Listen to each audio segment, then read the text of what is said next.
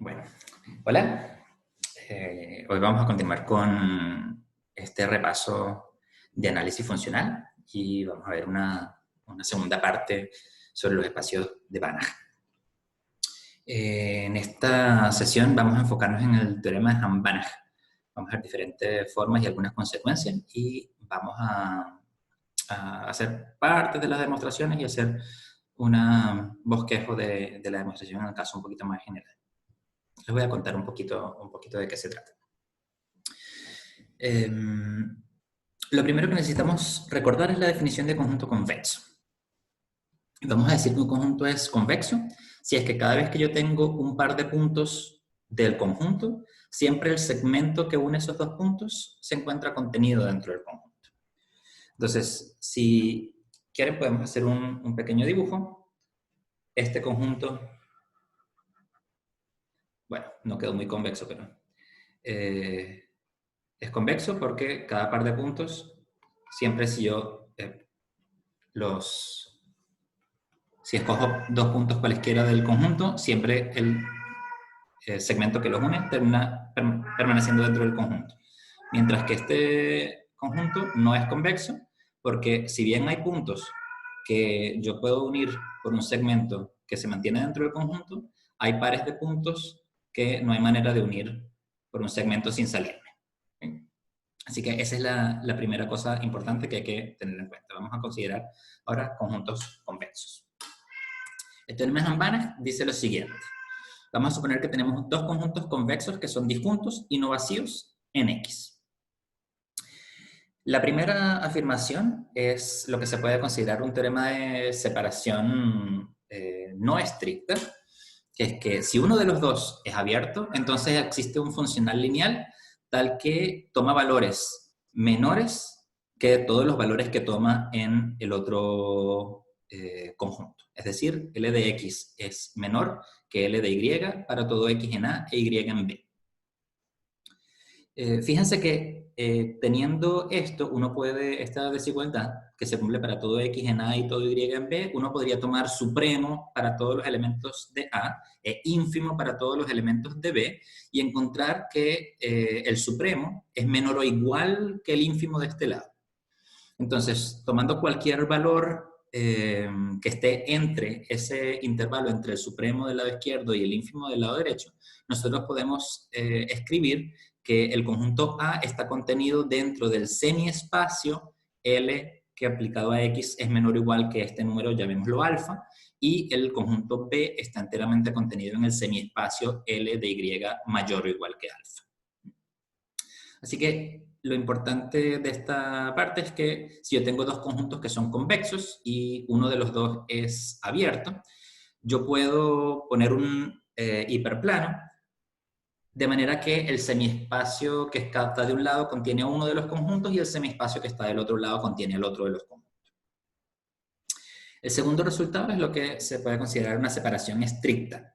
Y me dice que si uno de los dos es cerrado y el otro es compacto, entonces podemos encontrar no solo el funcional, sino también un nivel de tolerancia, epsilon, tal que se cumple esta desigualdad para los puntos de A y B respectivamente. Déjenme hacer otro pequeño dibujo para clarificar un poquito más esta idea.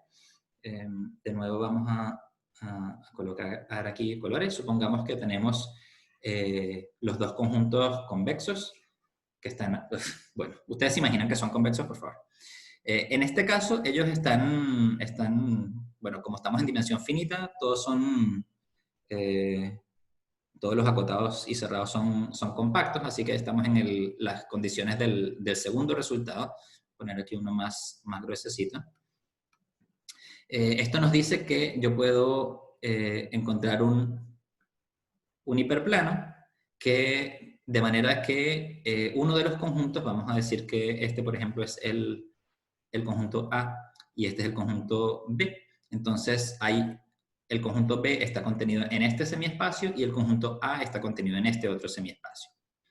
También podría darse el caso en el contexto del primer resultado, que el conjunto A sea abierto y el conjunto B sea cerrado, ambos convexos y disjuntos. En ese caso, si este es el conjunto B, entonces aquí también hay un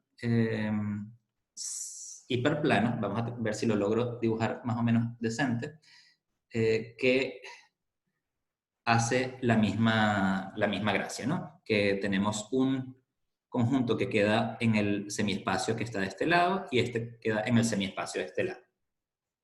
Volviendo a este caso en que tenemos la separación estricta, fíjense que yo puedo no solo separarlos con este hiperplano, de manera que quedan uno a cada lado, sino que este hiperplano yo eventualmente podría moverlo un poco y mantendría la separación entre los dos conjuntos.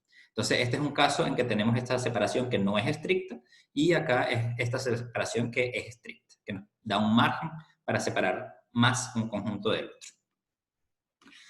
Entonces, esto es lo que dice acá. Ahora, un comentario sobre este resultado. Normalmente, si estudiaron el curso de análisis funcional, deben haber visto que el espacio es importante aquí.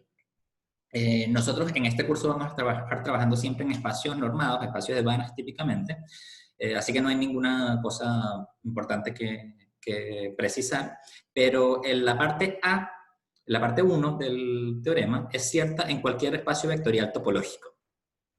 Un espacio vectorial topológico es un espacio vectorial que también es espacio topológico, es decir, que tiene la estructura vectorial y la estructura topológica, y que además esas dos estructuras son compatibles en el sentido de que la suma y la ponderación por escalar son funciones continuas en los espacios producto correspondientes. El segundo resultado no es cierto necesariamente en todos los espacios vectoriales topológicos, pero sí en los espacios vectoriales topológicos localmente convexos. Estos son los que en cada punto tienen una base de vecindades convexas. Por ejemplo, los espacios normados en cada punto tienen una base de vecindades que son las bolas, y las bolas son convexas. Por lo tanto, los espacios normados son espacios vectoriales topológicos localmente convexos. Así que para nosotros no vamos a tener ninguna diferencia, pero es importante hacer la salvedad. Bueno, cuando uno trata de demostrar este resultado, es conveniente hacer una pequeña simplificación primero, que es tomar un caso particular, que es uno de los conjuntos que lo vamos a llamar C, y el otro conjunto es simplemente el origen. Entonces tenemos un subconjunto convexo no vacío de X que no contenga el origen, y entonces el otro conjunto que estamos mirando es el conjunto que tiene solamente un elemento y es el 0. Entonces, en este caso tenemos que si C es abierto, existe un funcional lineal que cumple que todos los valores sobre el conjunto son negativos, y si C es cerrado, entonces tenemos la separación estricta. Ahora que hay que tener en cuenta que lo estamos separando este conjunto cerrado del convexo compacto que tiene solamente un elemento que es el origen. Así que esta es exactamente la misma propiedad 2 del teorema, o sea, un caso particular del problema anterior, del planteamiento anterior. Y este también, bueno, tenemos uno que es abierto y el otro es convexo, el conjunto unitario que tiene solamente el 0.' Uno puede demostrar, es bastante fácil, que el 1i de aquí es equivalente al 1 de... El 1' de aquí es equivalente al 1 de la formulación anterior, y eso, bueno, este claramente es un caso particular del anterior, y se puede recuperar el anterior definiendo C como el conjunto A menos B. Ustedes pueden comprobar que si uno define C como A menos B, entonces si A es abierto, C es abierto, y si A es compacto y B es cerrado, entonces C es cerrado. De manera que eso nos da las equivalencias entre 1 y 1' y 2 y 2'. Y la otra equivalencia importante es del 1 del resultado anterior al 2 de aquí. Y eso se hace tomando el conjunto C como el conjunto B y el conjunto A como una bolita abierta en torno al origen, que hace que uno separe un poco más como conjunto, si el conjunto C es cerrado, su complemento es abierto, el origen queda dentro del interior de su complemento, se puede hacer una bolita, y entonces lo que hago es separar usando el punto 1, la bolita del conjunto C. Y eso me hace que me dé la separación estricta, porque ya ven que el hiperplano que me va a quedar aquí se va a poder mover un poquito en dirección hacia donde queda el 0. Les dejo a ustedes revisar los detalles, pero van a darse cuenta muy fácilmente que entonces para demostrar el teorema de separación completo, lo único que tenemos que demostrar es simplemente esta condición 1', que va a ser como más abordable, más sencilla. Ahora, antes de eso, me gustaría que conversáramos sobre el caso de la dimensión finita, que es bien particular e interesante.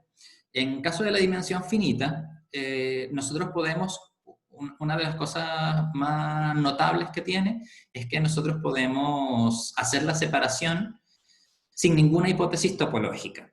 En el teorema de Hambana general, siempre tenemos una hipótesis o bien de abierto o bien de cerrado, cerrado compacto en el caso que vimos al principio. En el caso de dimensión finita no se necesita absolutamente nada. Entonces el resultado dice así: tomamos un conjunto C que es convexo y no vacío, en Rn, que no contenga el origen, entonces vamos a separar el conjunto C del origen. Y lo que podemos demostrar es que existe un vector de Rn que no es el nulo, tal que el producto punto de este vector con cualquier elemento de X me da siempre negativo. ¿Ok? Quizás sería útil también mirar un dibujo para darse cuenta de qué es lo que significa esto. Nosotros tenemos aquí el conjunto C. Tenemos por otra parte, lo voy a colocar un poquito más grueso, el punto 0. Y entonces lo que me dice el resultado es que existe un vector, que lo voy a llamar B, lo voy a dibujar aquí, de manera que todos los vectores que unen el origen con puntos de C, son vectores que están acá, un vector para acá, esto es un elemento de C, un elemento de C, un elemento de C, este es el conjunto C. Bueno, el ángulo que hay entre estos vectores es siempre obtuso. Es decir, que el conjunto C se encuentra en el semiespacio que está del 0 hacia allá. ¿Okay? Se encuentra todo dentro de un mismo semiespacio. Bueno, una consecuencia inmediata de esa es que si la dimensión es 2 o mayor y el conjunto es abierto, entonces nosotros podemos escribir justamente V como este subespacio, que es un subespacio, por supuesto, no trivial y que tiene codimensión 1 y que no intersecta C. Ese es justamente el subespacio que yo acabo de dibujar aquí, V mayúscula.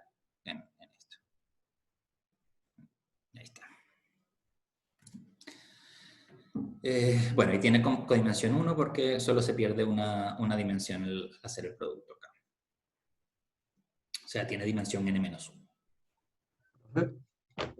¿Quién es B mayúscula en este caso? Este B mayúscula es el B minúscula fue el vector que encontramos aquí, que es el que me da el teorema de Hambana, y el B mayúscula es el espacio ortogonal a B minúscula. Ah, verdad. Sí. ¿Okay? Ya. El ortogonal del generado por B minúscula. ¿Bien? Ya. Súper. Entonces, vamos a hacer la demostración de este resultado porque es bien interesante y es muy de análisis convexo en realidad. O sea, para eso vamos a hacer lo siguiente. Vamos a tomar un subconjunto denso numerable de C. ¿Ok? También voy a ir acompañando la explicación de un dibujo porque creo que es bastante útil. Tenemos entonces el conjunto C, que está por acá. Tenemos el origen que está por acá, 0. Entonces, lo primero que vamos a hacer es que vamos a tomar un subconjunto denso. Bueno, aquí este no me está quedando muy denso, pero ustedes se hacen la idea. Que tenemos un subconjunto numerable denso de C. Esto lo podemos hacer porque el espacio, al ser de dimensión finita, automáticamente me queda separado. Entonces, ¿qué es lo que vamos a hacer? Vamos a tomar primero lo que se llama la envoltura convexa del primer elemento. Vamos a decir que el primero que enumeramos fue este. La envoltura convexa es el mismo.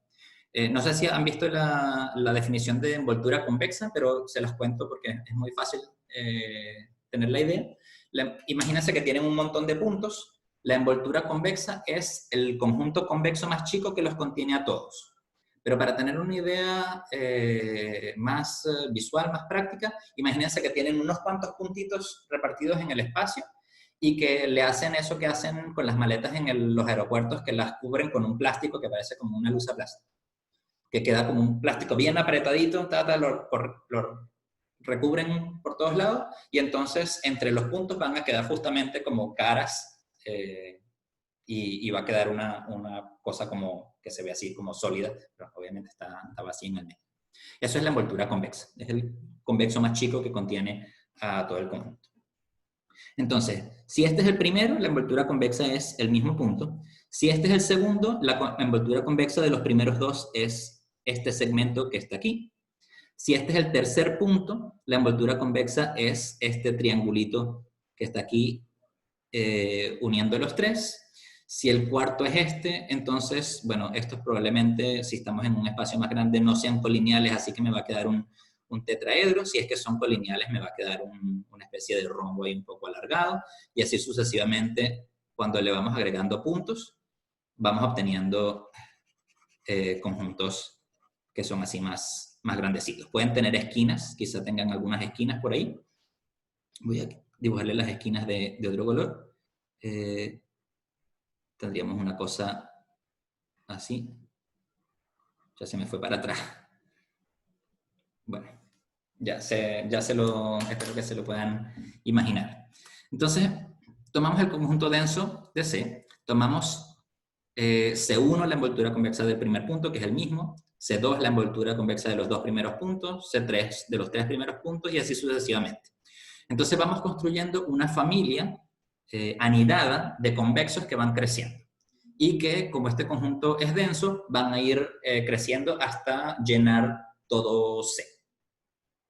Entonces lo que hacemos es, una vez que tenemos el Cn en la etapa n, vamos a tomar Pn, su elemento de norma mínima. Entonces, en este caso, si este conjunto que está aquí es vamos a llamarlo C sub n, entonces este elemento de acá, este vector, es el P sub n, que es el elemento de norma mínima de este conjunto. Es el punto que está más cerca del origen. Voy a escribir esto. ¿Ok? Entonces, Pn es el elemento de norma mínima. ¿Qué pasa por el hecho de ser el elemento de norma mínima? Bueno, dos cosas. En primer lugar, como el conjunto Cn es un conjunto convexo, si yo tomo P, que es el elemento de norma mínima de ese conjunto, y un elemento otro cualquiera, X, entonces el segmento que une estos dos elementos va a estar contenido en Cn por la definición de convexidad. Y al ser elemento de norma mínima, su norma es menor o igual que la norma entonces de cualquier otro elemento del conjunto.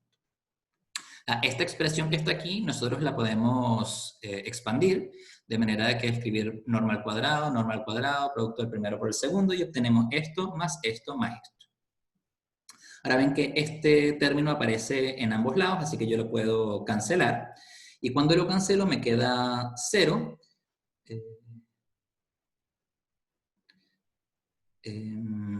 Me queda este que se cancela con este, me queda 0 del lado izquierdo. Después aquí tengo un t que se cancela y me queda solamente esto. Luego tengo Pn multiplicado con Pn, que me queda la norma al cuadrado, está multiplicada por 2, así que me queda esto del lado izquierdo.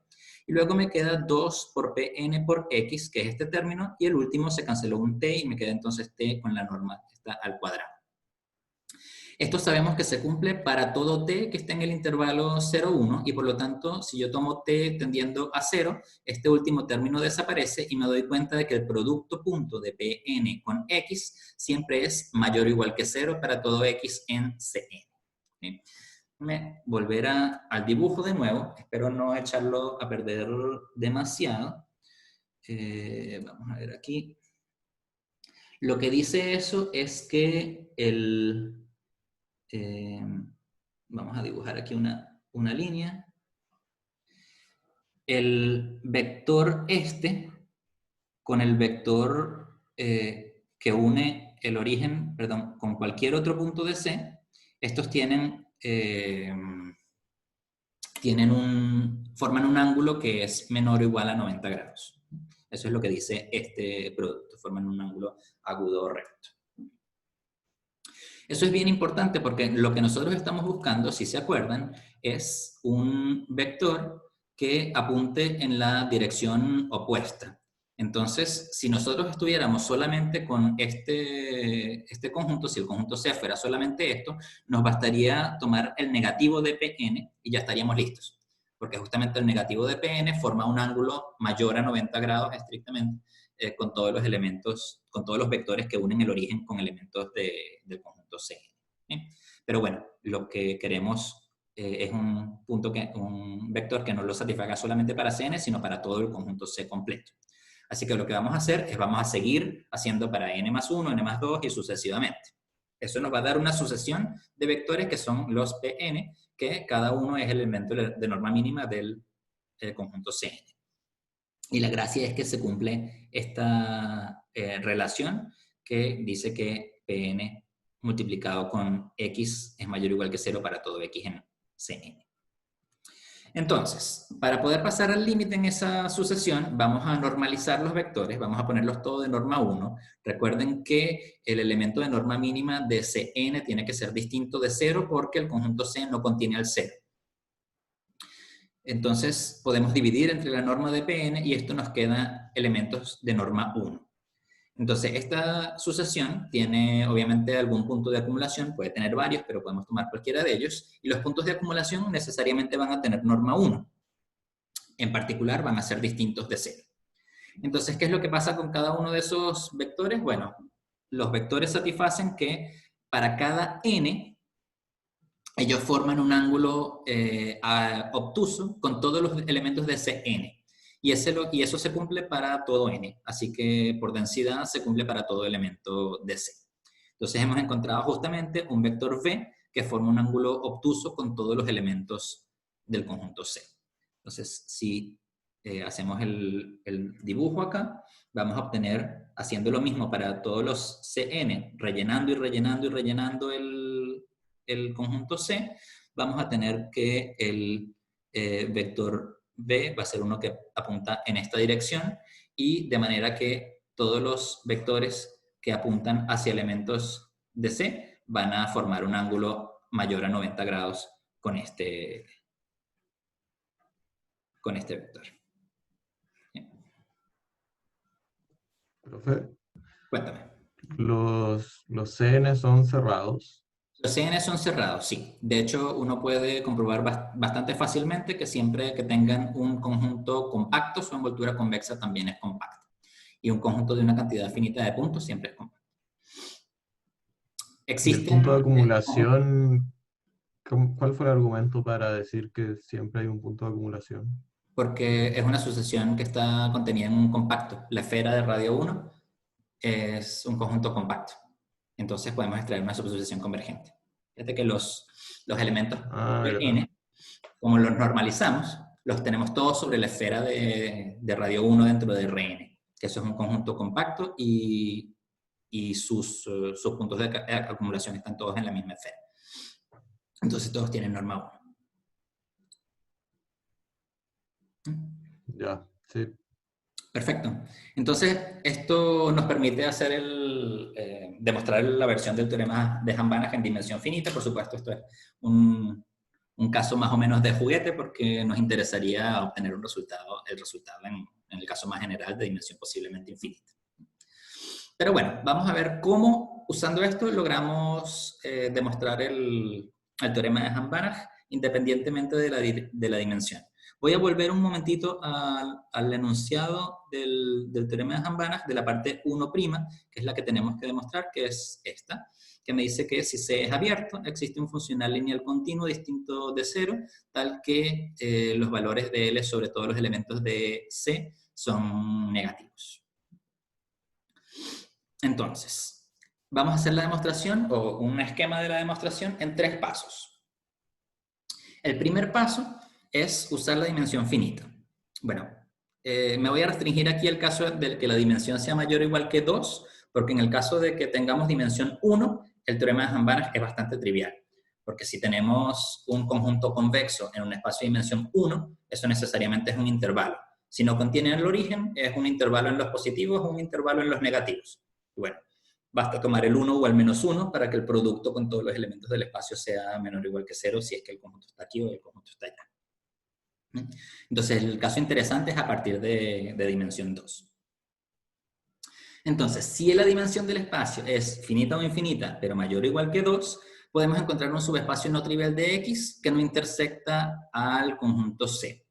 Ahora, ¿por qué eso es consecuencia de la proposición anterior? Porque nosotros podemos tomar el espacio completo, lo intersectamos con cualquier subespacio de dimensión 2. El resultado me queda en un espacio de dimensión 2, donde está el origen y donde está la traza del conjunto C sobre ese espacio de dimensión 2, la intersección. Entonces, en ese nuevo espacio, que es un subespacio de dimensión 2, nosotros tenemos exactamente las hipótesis del resultado de dimensión finita. Entonces, podemos usar el resultado de dimensión finita y en ese espacio de dimensión 2 encontrar un subespacio. Bueno, eso es un subespacio que no es trivial porque tiene que tener por lo menos dimensión 1 y que separa el 0 de este conjunto C que tenemos acá. Entonces, por lo menos podemos encontrar un subespacio no trivial. Pero nosotros quisiéramos que fuera un hiperplano, es decir, que sea un intervalo o un subespacio grande, de dimensión la máxima posible sin que sea todo el espacio. Entonces, el segundo paso es probar que a partir del hecho de que sabemos que existe algún subespacio no trivial que no intersecta el C, vamos a poder encontrar un subespacio cerrado de dimensión, o sea, no de dimensión, pero con dimensión 1, o sea, que es casi todo lo grande que puede ser y que no intersecta a C. La diferencia entonces es que, bueno, el resultado anterior, si lo piensan en dimensión finita, nosotros tenemos un espacio original que es de dimensión, por ejemplo, 15. Nos pasamos al caso de dimensión 2, encontramos un subespacio de dimensión 1 que no intersecta al conjunto C, y luego el paso 2 consiste en agrandar ese subespacio de manera que tenga la dimensión máxima posible, que sería 14, si es que la dimensión del espacio es 15. Entonces, ¿cómo se hace eso? Eso es la parte que es un poquito más delicada. Este es el paso delicado del teorema de Hambana, que es utilizar el teorema de Sor, el lema de Sor. Nosotros vamos a considerar toda la familia de todos los subespacios de X que no intersectan a C. Todos los subespacios, en particular los no triviales si quieren, de subespacios de X que no intersectan a C. Por la parte 1, esa familia tiene al menos un elemento. Entonces, esa familia la ordenamos con la inclusión y tenemos entonces lo que se llama una cadena. El lema de Sor nos dice que esa cadena tiene un elemento maximal. Es decir, tiene un elemento, o sea, entre la familia, entre los subespacios de X que no intersectan a C, hay uno que es lo más grande posible en el sentido de que no hay ningún otro que sea más grande y que no intersecte a C. Entonces, como es el más grande posible, uno después deduce que tiene que ser por una parte cerrada y por otra parte que la codimensión tiene que ser 1. La codimensión es la dimensión del espacio cociente, que es bajar X por la relación de equivalencia de pertenecer a M, es decir, como proyectar sobre el conjunto, sobre lo que sería el complemento ortogonal en el caso de dimensión finita. Entonces, esta es la parte delicada, como les digo, que nos permite extender ese subespacio no trivial que sabemos que existe a un subespacio no trivial, por supuesto, pero que tiene como que sea lo más llenador del espacio grande que se pueda. Y lo último es construir el funcional lineal, que es el elemento de X estrella, que es un procedimiento más bien algebraico. Nosotros tomamos un isomorfismo cualquiera de phi un isomorfismo cualquiera phi de el espacio cociente en R, ambos son espacios de dimensión 1, así que es muy fácil conseguir cualquier isomorfismo, y escribimos L como la composición de el homomorfismo canónico de X en el espacio cociente, que es la función que a cada elemento X chica le asocia su clase de equivalencia, y eso lo componemos con el isomorfismo, de manera de que lleguemos al espacio R. Entonces, estas son unas funciones que toman elementos de X y entregan números reales. Y lo hacen de manera continua por composición, ser composición de funciones continuas. Y entonces ese cumple que o bien los elementos tienen todos valor negativo o bien todos tienen valor positivo. Entonces, les dejo a ustedes completar los detalles de estas dos partes. Si quieren mirar también la parte del lema de Son, lo pueden mirar un poquito más de los detalles en el libro. Y bueno, pero no es la parte más importante para los efectos de este curso. Me pareció mucho más importante que viéramos la demostración en caso de dimensión finita. Okay. A partir del teorema de Hahn-Banach, uno puede enunciar una forma equivalente que también es súper útil y que se usa muchísimo, sobre todo en análisis funcional, que dice lo siguiente: si yo tengo cualquier subespacio del espacio X y tengo una función lineal que está acotada por arriba por un múltiplo de la norma sobre este subespacio M, entonces esa función lineal se puede extender a un funcional lineal continuo definido sobre todo el espacio, es decir, un elemento del dual, tal que tiene norma, en el sentido de la norma adual, acotada por alfa, y que se cumple que sobre el conjunto X los valores coinciden con los valores de la función lineal que teníamos aquí al principio. Entonces es una extensión continua que preserva la norma de la función lineal que estaba definido en un subespacio cualquiera. Esto es lo que se conoce como el teorema de extensión de Hahn-Banach o el teorema de Hahn-Banach analítico. Les dejo como ejercicio que demuestren que los teoremas son equivalentes, es decir, suponiendo el teorema de extensión, probar el teorema de separación y viceversa. Y un comentario es que en la mayoría de los libros de análisis funcional la demostración se hace en el orden inverso.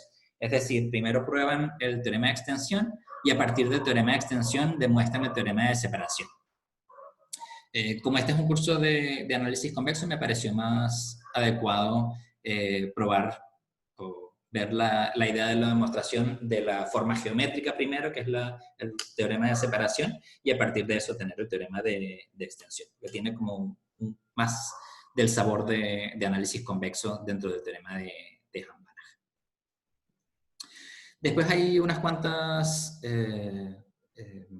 implicaciones o consecuencias que se tienen del teorema de Hahn-Banach que son súper importantes. La primera es la definición del funcional soporte. Nosotros podemos comprobar que para cada elemento de X existe un funcional lineal continuo de X en los reales, es decir, un elemento del dual, que tiene norma 1, la norma estrella, y tal que cuando yo ese elemento lo evalúo en el punto X, el resultado es la norma de X. Ustedes pueden demostrar eso usando el teorema de separación de Hahn-Banach, separando el elemento X de la bola que tiene centro cero y radio la norma de X, de manera que ese X queda en el bordecito de la bola. Cuando ustedes separan esos dos conjuntos, les va a dar justamente un funcional lineal que va a apuntar de manera que todos los elementos de la bola quedan con valores menores o iguales que la norma de X, y entonces después lo normalizan y se obtiene este resultado. Como les decía, se llama entonces funcional soporte para el elemento X. En el caso de espacios de Hilbert, el funcional soporte es el mismo vector, pero normalizado. Y es el único. Un corolario también que se obtiene de esto es que, ¿se acuerdan que la norma estrella se define como el supremo de estas cantidades para todos los X en la esfera unitaria de X? Eso podría no alcanzarse, ese supremo para definir la norma estrella. Pero nosotros podemos definir la norma original a partir de las evaluaciones de todas las funciones lineales sobre X que están en la esfera unitaria, y ese sí se alcanza. Es un resultado topológico interesante, que es inmediato a partir de esto. Ambos son bien sencillos porque es usar la desigualdad y el hecho de que se alcanza en el funcional soporte. Y el otro concepto importante es lo que se conoce como el mapa de dualidad normalizada. Dado un punto X, el mapa de dualidad normalizado como función es una función que toma elementos de X y entrega subconjuntos del dual. Y está dada por esta expresión, es decir, en cada elemento X es el conjunto de los funcionales soporte de ese punto. Fíjense, son los elementos del dual que tienen norma 1, y tal es que al evaluarlos en el elemento X me entregan exactamente la norma de X. Entonces, estos son todos los funcionales soporte en el elemento X.